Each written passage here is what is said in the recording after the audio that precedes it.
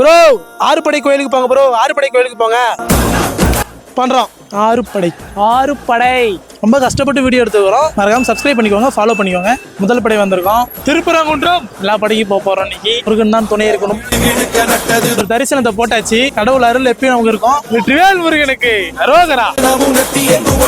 திருச்செந்தூர் ஆறுபடை கோயில்ல எந்த கோயிலும் ரொம்ப பிடிக்கும் அப்படின்னு கமெண்ட் பண்ணி விடுங்க. முருகனை பார்க்க வந்துக்கிறோம். அது எங்க? பழனி. Welcome to Palani. சுவாமி மலை வந்துட்டோம். உள்ள போய் ஒரு தரிசனத்தை போட்டுட்டு ஹாப்பியா அடுத்த கோயிலுக்கு போவோம்.